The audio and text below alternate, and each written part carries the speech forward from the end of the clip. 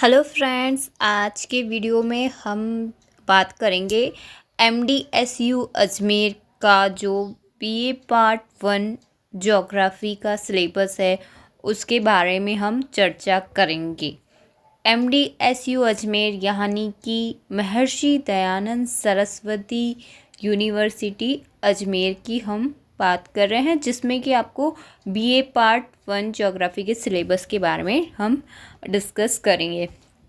तो हम इसका इंग्लिश और हिंदी, आप वेबसाइट पे जाएंगे तो आपको सिलेबस मिलेगा, तो उसमें आपको इंग्लिश और हिंदी दोनों के अंदर वो सिलेबस डाउनलोड होगा। तो इसके अंदर इंग्लिश भी दे रखा है और हिंदी भी दे रखा है, तो इसलिए हम हिंदी पढ़ लेते हैं और हम समझ लेते हैं कि किस तरह से आपका एग्ज़ाम पैटर्न होने वाला है और आप किस तरह से तैयारी करके अच्छे मार्क्स ला सकते हैं। जब भी हम किसी एग्ज़ाम की तैयारी करते हैं तो उसके लिए पहला स्टेप होता है उस एग्ज़ाम का जो उस परीक्षा का सिलेबस होता है वो हमारे एकदम सामने होना चाहिए। ठीक है, तो हमें सबसे पहले हम जो भी प्रिपरेशन कर रहे हैं, चाहे हम कंपटीशन एग्ज़ाम की कर रहे हैं, चाहे हम जो है एकेडमिक कर रहे हैं, तो हमारे पास में उस सब्जेक्ट का सिलेबस होना बहुत ज़रूरी होता है। तो ये हमारे पास में BA पार्ट 1 ज्योग्राफी का सिलेबस है। सबसे ऊपर आपको पहले देख लेना चाहिए सिलेबस में। सबसे पहले देखने की चीज़ क्या होती है कि जो हमारा पेपर आएगा, कितने पेपर होंगे, उनका टाइम क्या रहेगा, कितने हमको कम से कम मार्क्स लेके आने हैं और कितना नंबर का हमारा पेपर होगा। तो ये सारी चीज़ हमें यहाँ ऊपर दी हुई मिल जाती है परीक्षा योजना के अंदर, जिसमें कि साफ साफ बताया गया है कि आपको जो है 2 प्रश्न पत्र होंगे। ठीक है, 2 पेपर होंगे आपके, जिसके कि न्यूनतम उत्तीर्णांक यानी कि मिनिमम पासिंग मार्क्स आपके 54 होंगे हैं, और दोनों पेपर आपके होंगे 75 मार्क्स के। तो टोटल हो जाता है आपका कितना, 150। और अगर हम दोनों की हम बात करें कि आपको एक एक पेपर के अंदर में कितना कितना मार्क्स लेके आना है, तो ये 54 दे रखा है ना, तो ये कंबाइंड दे रखा है, लेकिन आपको दोनों में लेकर आना है मिनिमम 27 मार्क्स। तो आप 27 मार्क्स लेकर आएंगे तो आप उसके अंदर पास होंगे। ठीक है, और 75 का आपका ये रहेगा। उसके अलावा इन्होंने इधर दे रखा है कि प्रायोगिक परीक्षा। प्रायोगिक परीक्षा का मतलब प्रैक्टिकल। ज्योग्राफी प्रैक्टिकल वाला सब्जेक्ट है, तो इसके अंदर आप बहुत अच्छा स्कोर कर सकते हैं। ये स्कोरिंग सब्जेक्ट है प्रैक्टिकल के कारण। तो प्रैक्टिकल होता है 50 मार्क्स का। 50 मार्क्स का प्रैक्टिकल होता है, जिसमें न्यूनतम 18 होते हैं, लेकिन हम अच्छे से प्रैक्टिकल की तैयारी करें तो हमें 50 में से कई बार 48 49 भी हम स्कोर कर सकते हैं। तो चलिए अब अपन आगे चलते हैं। ये आपका पहला पेपर है जिसका नाम है भौतिक भूगोल यानी कि फिजिकल ज्योग्राफी। इसमें दे रखा है कि ये 75 मार्क्स का होगा। इसमें आपको दे रखा है 75 मार्क्स का होगा, 3 घंटे का होगा। ठीक है, पेपर जो होगा वो 3 इकाई के अंदर विभक्त होगा, और उसके अंदर फर्स्ट भाग में जो है 10 प्रश्न, और सेकंड भाग में 5 प्रश्न, और थर्ड भाग में 6 प्रश्न है। ठीक है, तो टोटल आपके आएंगे 21 जो है क्वेश्चंस आएंगे। अब हम देखते हैं कि 21 हमारे क्वेश्चंस आएंगे, लेकिन करने कितने हैं। तो जो फर्स्ट यूनिट है उसके अंदर हमको सारे क्वेश्चन करने हैं, 10 क्वेश्चन आएंगे वो। सेकंड यूनिट में भी हमको 5 प्रश्न करने हैं। ठीक है, लेकिन जो हमारी थर्ड यूनिट है उसके अंदर में हमें लिखा हुआ मिलता है कि प्रत्येक इकाई से एक प्रश्न करते हो कुल 3 प्रश्न करने, यानी कि चॉइस में आएगा। आपको 2 प्रश्न दिए जाएंगे चॉइस, जैसे कि अथवा ये या अथवा वो, उसके अंदर आप 3 प्रश्न आपको करने होंगे और ये जो होंगे ये 15 अंक के होंगे। तो सबसे ज़्यादा जो स्कोरिंग होता है ना पेपर का पार्ट हमारा, वो पेपर का पार्ट हमारा होता है ये पार्ट ए और पार्ट बी। पार्ट ए और बी हमारा सबसे ज़्यादा स्कोरिंग होता है क्योंकि इसमें हमें पूरे में से पूरे मार्क्स मिलने के चांस होते हैं। अगर आप पार्ट सी में देखें तो 15 में से कभी पूरे में से पूरे मार्क्स नहीं मिलेंगे। अगर आप इतना बहुत ही अच्छा लिखेंगे तो भी आपको शायद लास्ट 13 मार्क्स उसमें मिल सकते हैं, वो भी बहुत बहुत अच्छा मिले तो। लेकिन ये वाली जो इकाई है आपकी, इकाई 1 और इकाई जो 2 है भाग बी, इन दोनों में आपको जो है मार्क्स पूरे में से पूरे मिल सकते हैं। तो इसलिए आप छोटे प्रश्नों को अच्छी तरह पढ़ें और जितना ज़्यादा हो उनका रिवीजन करें। रिवीजन करना बहुत ज़रूरी है। अब एग्ज़ाम बहुत पास में है, हमारे हो जाते हैं एग्ज़ाम इस टाइम तक, तो आपको अभी से पढ़ाई अच्छे से स्टार्ट कर देनी चाहिए। चलिए हम सिलेबस देख लेते हैं। तो सिलेबस में हम देखेंगे कि जो यूनिट 1 है उसके अंदर में आपको दे रखा है भौतिक भूगोल की परिभाषा। भौतिक भूगोल की परिभाषा है सौर परिवार है, पृथ्वी की उत्पत्ति, पृथ्वी का आकार और पृथ्वी की गतियाँ, ये सारी चीज़ें जो मतलब बेसिक जो होता है ज्योग्राफी का, वो इसके अंदर आपको फर्स्ट यूनिट में दिया हुआ है। तो अब मैं आपको बता देती हूँ कि इसमें से इम्पॉर्टेंट टॉपिक क्या है। तो ये जो भौतिक भूगोल की परिभाषा है ये नंबर 1 इम्पॉर्टेंट टॉपिक है। इसके ऊपर एक बड़ा क्वेश्चन जो होता है आपका भाग सी, भाग स में जो आते हैं आपके 15 नंबर के मार्क्स, तो भौतिक भूगोल की परिभाषा और प्रकृति वगैरह पे आ सकते हैं। उसके अलावा जो है पृथ्वी का अभ्यंतर यानी कि इंटीरियर ऑफ अर्थ है ना, उसके बारे में भी बहुत इम्पोर्टेंट टॉपिक है, ये आ सकता है। और जो छोटे प्रश्न हैं उसके अंदर में आपको पूछ सकते हैं पृथ्वी की उत्पत्ति, तो उसके अंदर कुछ संकल्पनाएं दी हुई होगी। इन सारी चीज़ों में से छोटे प्रश्न आ सकते हैं, लेकिन बड़े प्रश्नों के लिए जो है भौतिक भूगोल की परिभाषा और पृथ्वी का अभ्यंतर है ना, उसके अलावा ये जो प्लेट टेक्टोनिक है और आइसोस्टेसी, इनमें से भी बहुत अच्छे क्वेश्चंस बनते हैं। और वैगनर का महाद्वीपीय सिद्धांत, ये आपको शॉर्ट टाइप से भी पूछ सकते हैं, इसके वेरी शॉर्ट क्वेश्चंस भी बन सकते हैं, और जो है अच्छे जो ऐसे टाइप क्वेश्चन है वो भी इसमें बन सकते हैं। तो वैगनर थ्योरी एक ऐसी थ्योरी है जिसमें से आपको सभी तरह के क्वेश्चन देखने को मिलेंगे। तो ये जो है मोस्ट इम्पोर्टेंट है, मतलब कि वेरी वेरी इम्पोर्टेंट आपके वैगनर की थ्योरी है।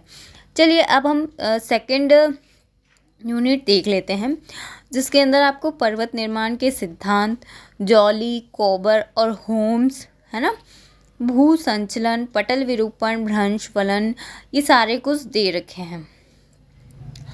उसके अलावा ये जो आप देख पा रहे हैं इसके अंदर शैल करके और आपको लिखा हुआ मिल रहा है, ये वाला जो है ये चीज़ें, इनमें से शॉर्ट क्वेश्चन बहुत ज़्यादा आते हैं।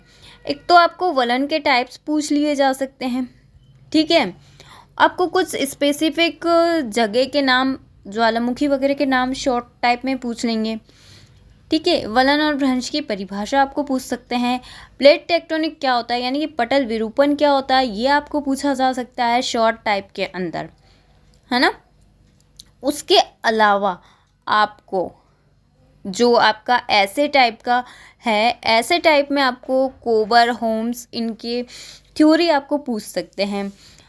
ऐसे टाइप में आपको डेविस और पैंक की थ्योरी पूछ सकते हैं।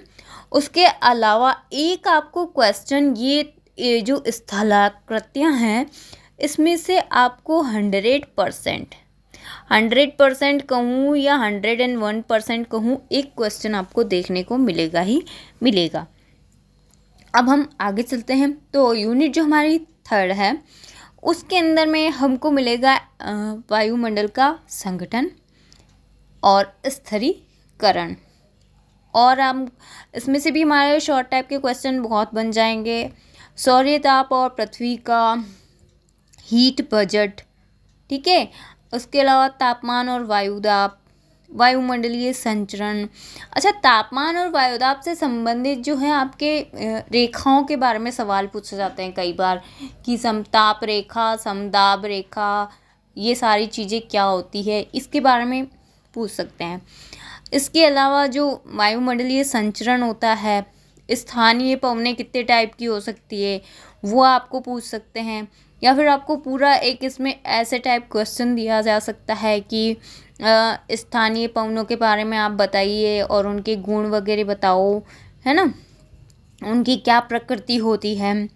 और आपको मानसून की क्रियाविधि जो है, मानसून की क्रियाविधि बहुत ही इम्पोर्टेंट होती है, ठीक है। इसमें आपको जो है एक ऐसा टाइप का क्वेश्चन बन सकता है, मानसून की उत्पत्ति कैसे होती है उसमें। उसके अलावा जो फ्रंट है, वायु राशियाँ और वाताग्र, उष्णकटिबंधीय, शीतोष्णकटिबंधीय, चक्रवात में अंतर आपसे पूछ सकते हैं, 2 बता दो, 4 बता दो, ऐसे आपसे पूछा जा सकता है। वर्षण के प्रकार, वितरण, आपको वर्षण के टाइप पूछ सकते हैं, जैसे कि आप बता दीजिए पर्वतीय वर्षा क्या होती है या सामान्य वर्षा क्या होती है। इस तरह के क्वेश्चन पूछ सकते हैं।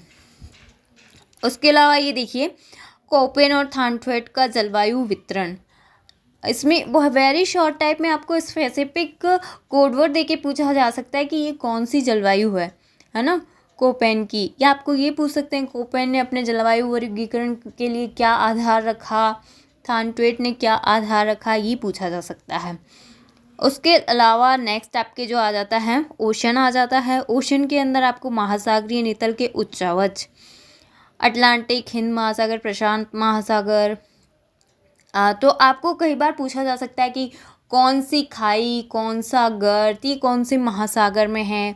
या फिर आपको इनके अंदर जो दे रखा होता है कि महासागर के नितल के बारे में आपको पूरा वर्णन करने को लिख सकते हैं कि हिंद महासागर का कर दो या प्रशांत महासागर का कर दीजिए, अटलांटिक का कर दीजिए। इनमें जो महासागरीय निक्षेप होते हैं, ये महासागरीय निक्षेप पर तो क्वेश्चन आता ही आता है। उसके अलावा प्रवाल भित्ति की थ्योरी जो है ना, डार्विन, मरे और डेली, ये भी बहुत बहुत इम्पोर्टेंट है, इनके ऊपर भी क्वेश्चन आता ही आता है। और महासागरीय धाराएं, धारा के अंदर आपको शॉर्ट क्वेश्चन पूछ सकते हैं कि कौन सी धारा कौन से महासागर से है या ठंडी है या गर्म है। तो ये सब करके, ये सब इम्पोर्टेंट टॉपिक है, तो आपको ये पता चल गया होगा। अब आती है बुक्स की बात। तो यहाँ पर हमारे यहाँ पे अवेलेबल जो बुक्स हैं ज्योग्राफी की, मैं अपनी तरफ से आपको सजेस्ट करूँगी कि आप जो है भौतिक भूगोल के अंदर डॉक्टर एच.एस. शर्मा और एम.एल. शर्मा की बुक आप लेंगे तो आपको इसमें इजी लैंग्वेज मिलेगी। सेकंड नंबर पे मेरे अकॉर्डिंग है जो है सविंदर सिंह की बुक। सविंदर सिंह की बुक वैसे तो फर्स्ट नंबर पे रखनी चाहिए, लेकिन वो जो पीजी के स्टूडेंट्स हैं उनके लिए ज़्यादा बेटर होती है, क्योंकि उसकी लैंग्वेज थोड़ी सी टिपिकल है। जो लोग फ्रेशर्स हैं, नए नए फर्स्ट ईयर में आए हैं, उनके लिए अगर हम लैंग्वेज की और अंडरस्टैंडिंग की बात करें तो एच.एस. शर्मा और एम.एल. शर्मा वाली बुक मुझे अच्छी लगती है, क्योंकि मैंने खुद ने भी यही पढ़ी थी। थर्ड नंबर पर आप अलका गौतम वाली बुक ले सकते हैं, वी.एस. चौहान एंड अलका गौतम, ये भी एक अच्छी बुक है। और ये जो बुक्स हैं ये सारी इंग्लिश मीडियम के लिए भी अवेलेबल है, और इंग्लिश मीडियम के लोग वैसे मामोरिया और सविंदर सिंह को ज़्यादा पढ़ते हैं, तो आप लोग ये बुक्स ले सकते हैं। चलिए, फर्स्ट पेपर की हमारी पूरी बात हो गई, कैसा पैटर्न क्या रहेगा। हम सेकंड पेपर की बात करते हैं। तो वही सेकंड पेपर में भी हमारे जो है मार्क्स 75 है, और सेकंड पेपर का टाइम भी हमारा 3 घंटे का है, और इसमें भी 3 इकाइयाँ हैं, ठीक है, A B C, अ ब स हमारी है। इसमें भी हमारे अ इकाई के अंदर 10 प्रश्न आएंगे, ठीक है, जो कि 1.5 नंबर के होंगे। बी इकाई के अंदर इसमें 5 प्रश्न आएंगे जो सारे ही करने पड़ेंगे और प्रत्येक प्रश्न 3 अंकों का है। इसमें भी हमें वही रखना है कि छोटे से छोटे प्रश्न को जितने ज़्यादा हम पढ़ सकें। आप खुद ही पढ़ते पढ़ते रीडिंग लगाते लगाते अपने मन से भी बनाते जाइए। पुराने पेपर आप देख सकते हैं, जो MDSU की वेबसाइट है उस पर आपको मिल जाएंगे, तो उनकी अच्छे से अच्छे प्रैक्टिस करते रहिए। उसके अलावा, ठीक है, उसके अलावा ये देख लीजिए, आपकी जो इकाई स है, ये 15-15 नंबर के, इसमें जो है 3 प्रश्न आपको करने होंगे। तो पैटर्न दोनों का वही है। अब हम सिलेबस देख लेते हैं। तो सिलेबस में आपके सबसे पहले आता है राजस्थान की अवस्थिति, भू आकृतिक प्रदेश, भू संरचना, जलवायु प्रदेश, जलवायु, जल प्रवाह प्रणाली, झीलें, मिट्टी। ये सब राजस्थान के बारे में आपकी जो नॉलेज है अच्छी होनी चाहिए। कॉम्पिटिटिव एग्ज़ाम के हिसाब से भी बहुत अच्छा है। अगर आप राजस्थान से है तो आपको पता होगा कि हर एग्ज़ाम हो, कोई सा भी एग्ज़ाम हो, तो उसमें राजस्थान की ज्योग्राफी तो आती है, तो इसको आप अच्छे से पढ़िए। तो इसमें सबसे इम्पोर्टेंट टॉपिक है वो है राजस्थान के भू आकृतिक प्रदेश। इसमें से क्वेश्चन आता है। राजस्थान की अवस्थिति के बारे में शॉर्ट टाइप के क्वेश्चन आ सकते हैं। जलवायु प्रदेश के बारे में भी शॉर्ट टाइप के क्वेश्चंस आ सकते हैं, ओके। इसके अलावा राजस्थान की जल प्रवाह प्रणाली, इसमें भी आपको लूणी नदी की प्रणाली, अंत्य प्रवाही प्रणाली और है ना जो 12मासी नदियाँ हैं उसके बारे में आपको पूछा जा सकता है। तो ये है राजस्थान की झीलें हो गई, राजस्थान की मिट्टी, मृदा क्षरण, प्राकृतिक वनस्पति जो है, प्रकार और वितरण, इसके ऊपर आपको फुल टाइप का क्वेश्चन आ सकता है, ठीक है।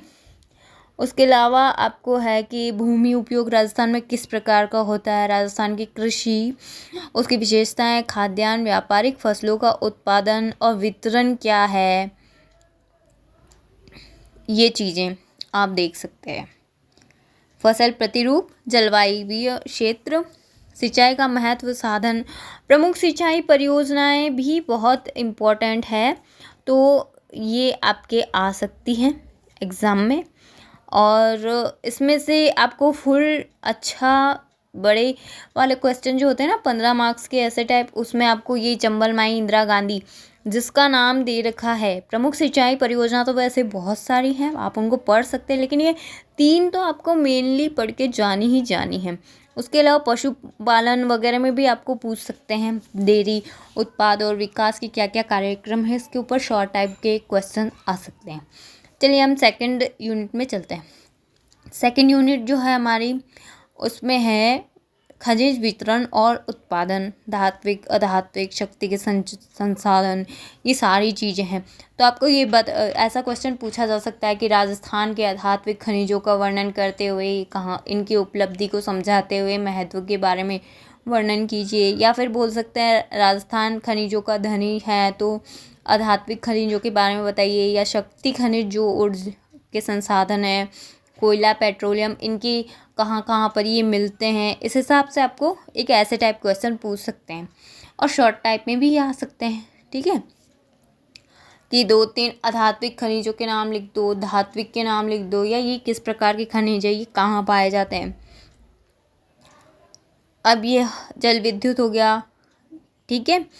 अगला आपके पास में आ जाता है औद्योगिक विकास। ये बहुत इम्पोर्टेंट टॉपिक है, औद्योगिक विकास।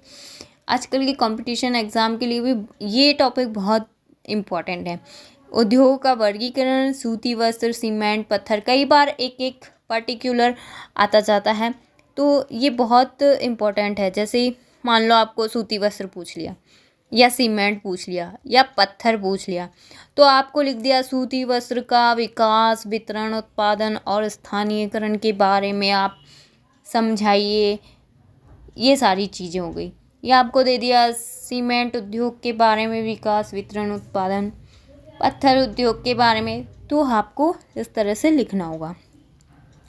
पर्यटन उद्योग के बारे में, राजस्थान के पर्यटन जो क्षेत्र है वो हम दे सकते हैं, ठीक है, कौन से ऐतिहासिक है, कौन से प्राकृतिक है, वो सारी चीज़ें आपको ध्यान में होनी चाहिए। अब है जनसंख्या वितरण, घनत्व और जनसंख्या की संरचना। तो जनसंख्या का घनत्व कितना है राजस्थान में, ये पूछ लिया जा सकता है। राजस्थान के किसी विशेष जिलों का पूछ लिया जा सकता है, बढ़ते क्रम में कौन कौन से टॉप मोस्ट 5 कौन से हैं जिनमें डेंसिटी बहुत ज़्यादा है, और सबसे कम घनत्व वाले कौन से हैं। आयु वर्ग पूछ सकते हैं, लिंगानुपात आपसे पूछा जा सकता है राजस्थान का कितना है, या राजस्थान में सबसे ज़्यादा कहाँ का है, राजस्थान में सबसे कम कहाँ का है। नगरीय ग्रामीण जनसंख्या कहाँ पर कितनी बड़ी है, कहाँ पर कितनी घटी है, या फिर कहाँ की कौन से ज़िले की नगरीय जनसंख्या सर्वाधिक है, कौन सी कम है। संभाग वाइज भी इनको पूछ सकते हैं। फिर साक्षरता के बारे में पूछा जा सकता है, स्त्री साक्षरता, पुरुष साक्षरता, ठीक है। और हाँ, उसके अलावा आपको टोटल साक्षरता दोनों का मिक्स करके वो कितना है। लिंगानुपात देखिए अलग अलग होता है ना, शिशु लिंगानुपात अलग होता है वो भी। उसके बाद में स्वतंत्रता से के बाद में कैसे जनसंख्या वृद्धि हुई है उसका ट्रेंड हो सकता है, और उसकी जनसंख्या वृद्धि के कारण और समस्याएं समाधान। ये क्वेश्चन हमेशा आता है, बहुत बार आता है ये, जनसंख्या वृद्धि के कारण और समाधान। लेकिन ये स्कोरिंग नहीं है, क्योंकि इसको जो है सारे बच्चे करके आते हैं, कारण लिख देंगे, ये लिख देंगे, इतना इसमें मज़ा नहीं आता है कि आप 15 नंबर का क्वेश्चन है, आप उसको कितना भी लिखेंगे तो वो 10 नंबर से आपको देंगे। अगर आपको चाहिए कि आपको 15 में से कोई 14 मार्क्स दे या 13 दे, तो आपको एकदम अच्छे से जनसंख्या वृद्धि की डेटा दे दे के उस तरह से आपको टेबलाइजेशन कर कर के और फिर आपको जवाब देना, और एकदम बहुत ज़्यादा पेपर नहीं भरना है। जितना लिखना है शॉर्ट एंड स्वीट लिखना है, लिमिट में लिखना है आपको। जितनी आपको लिमिट बताई है उस लिमिट में आप कितना अच्छा लिख सकते हैं वो लिखिए, तो आपको मार्क्स अच्छे मिलेंगे। उसके बारे में जनजातियों के बारे में है, उनका सामाजिक जीवन, ये भी आ सकता है इसमें से, ठीक है। बट इसमें से स्कोरिंग जो रहेगा ना वो आपका उद्योगों में से, आप अगर इस यूनिट को बड़े क्वेश्चन करने के लिए आप ये पोर्शन तैयार करके जाते हैं ना, तो आपको अच्छे नंबर मिलेंगे। पॉपुलेशन अगर आप बड़े सवालों के हिसाब से तैयार करके जाएंगे ना, तो इतना स्कोरिंग नहीं रहता है वो। आगे अपन चलते हैं इकाई 3 में। तो इकाई 3 के अंदर हमको ट्रांसपोर्ट वगैरह के बारे में और कुछ और भी बारे में है। तो यातायात के साधनों के बारे में है, कैसा यहाँ का सड़क परिवहन है, रेल परिवहन है, नेशनल हाईवे कैसे हैं, कहाँ से निकलते हैं, वो सारी चीज़ें। इसके अलावा आपको यह है कि मरुस्थल, अरावली, हाड़ौती और पूर्वी मैदानी प्रदेशों का, इन आधार पर आपको अध्ययन करना है। भौतिक, पर्यावरण, सामाजिक, सांस्कृतिक, आर्थिक पक्ष, मानव विकास की संकल्पना, ठीक है। मानव विकास सूचकांक, ये मानव विकास सूचकांक है, वेरी इंपॉर्टेंट है। इसके अंदर आपके शॉर्ट टाइप में भी आ सकता है, ठीक है। राजस्थान में महिलाओं की स्थिति, इस पर आपका जो है एक बड़ा क्वेश्चन आ सकता है 15 मार्क्स का। राजस्थान में महिलाओं की स्थिति, जनसांख्यिकीय, सामाजिक, आर्थिक, स्वास्थ्य, पोषण के बदलते पहलू, ये थोड़ा इम्पोर्टेंट लग रहा है। और एक वैसे इनके अध्ययन के बारे में आएगा कि इनका भौतिक पर्यावरण कैसा है, हाड़ौती, पूर्वी मैदानी प्रदेश वगैरह का। तो ये हमारा सिलेबस हमने देख लिया और किस टाइप के क्वेश्चन बनेंगे ये हमने बता दिया। अब हम जानते हैं बुक्स कौन सी अच्छी हैं। तो मैं मेरी तरफ से आपको बताऊं तो राजस्थान के लिए सबसे अच्छी जो बुक है, सबसे बेस्ट बुक, वो है भल्ला की। हाँ, 1 नंबर पे मेरे हिसाब से भल्ला है। 2nd नंबर पे HM सक्सेना है, जो हिंदी ग्रंथ अकादमी की बुक आती है, कंपटीशन एग्ज़ाम के लिए बहुत अच्छी है ये 2nd नंबर पे है। और 3rd नंबर पे मेरी तरफ से जो शर्मा की है, राजस्थान का भूगोल, वो बहुत अच्छी है। तो आप लोग ये बुक्स ले सकते हैं पढ़ने के लिए। तो मेरी तरफ से ऑल ओवर मैंने जानकारी दे दी है। अभी भी अगर आपको कुछ जानकारी चाहिए हो तो आप कमेंट्स करके पूछ लेंगे तो अच्छा रहेगा, और मैं आपके कमेंट का जवाब देने की ज़रूर कोशिश करूँगी। तो वीडियो को लाइक करना बिल्कुल मत भूलिएगा अगर जानकारी पसंद आई हो तो मिलते हैं अगली जानकारी के साथ में। तब तक के लिए बाय।